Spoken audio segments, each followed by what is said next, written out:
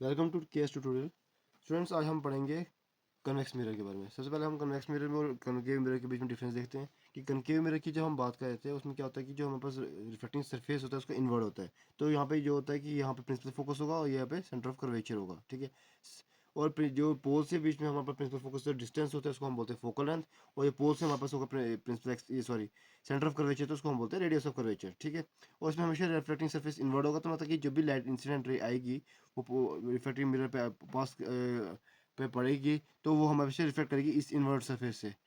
अब इसमें different different cases होते हैं, जैसे प्रिंसिपल फोकस से आएगी वो इसमें प्रिंसिपल फोकस से आएगी वो parallel to the principal axis चल जाएगी। जो सेंटर ऑफ कर्वेचर से आएगी वो रिट्रेस करेगी अपना own path.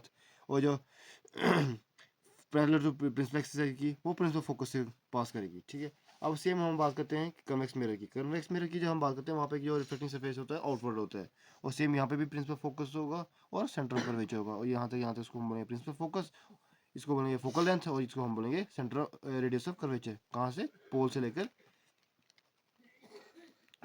Centre of curvature तक हम बोलेंगे रेडियस ऑफ कर्वेचर। अब इसके हम हमारे पास रूल्स पढ़ते हैं। सबसे पहले हमारा रूल है कि हमारे पास अगर ये जो है इंसिडेंट रे होगी पैरेलल टू प्रिंसिपल एक्सिस होगी, वो कहाँ से पास करेगी? फोकल से, मतलब कि प्रिंसिपल फोकस से, ठीक है। ये हमारा पहला रूल है। अगर कोई भी कन्वेक्स मिरर में भी सेम कन्वेक्टिव मिरर में भी ये होता था, बट उसका जो रिफ्लेक्टिंग सरफेस होता था इनवर्ड होता था। बट इसका केस क्या डिफरेंट है कि यहाँ पे रिफ्लेक्टिंग सरफेस जो होगा आउटवर्ड होगा। तो प्रिंसिपल एक्सिस के पैरेलल में जो हमारे पास लाइट रे आ रही है, इंसिडेंट रे आ रही है, वो कहाँ से पास कर रही है? प्रिंसिपल फोकस से, ठीक है। सेकंड हमें बोलता है कि अगर हमारे पास जो इंसिडेंट रे है वो सेंटर ऑफ कर्वेचर से पास करेगी तो वो रिट्रेस करती है अपना ओन पाथ, मतलब कि वो अपने ही पास से वापस रिट्रेस बैक हो जाती है, ठीक है।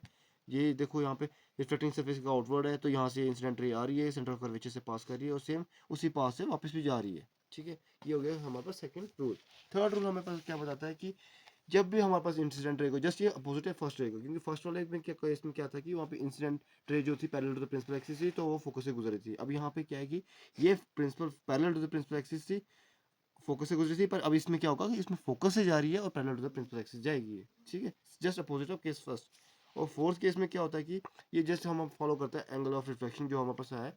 ये इंसिडेंट रे और जो रिफ्लेक्शन है और जो नॉर्मल है, सब दोनों तीनों एक किस्म के एक ही प्लेन से पास करते हैं, लाई करते हैं एक ही प्लेन पे, ठीक है। और जो एंगल ऑफ इंसिडेंट और एंगल ऑफ रिफ्लेक्शन जो होता है बराबर होता है। और यही वही एंगल ऑफ रिफ्लेक्शन वही सेम केस है कि अगर पोल पे हमारे पास इंसिडेंट रे अगर ऑब्लिकली पास करेगी तो वो वहाँ पे ऑब्लिकली ही रिट्रेस बैक कर जाएगी एंगल ऑफ रिफ्लेक्शन बना के। जो एंगल ऑफ रिफ्लेक्शन जो हमेशा होगा इंसिडेंस की एंगल ऑफ इंसिडेंस के बराबर होगा।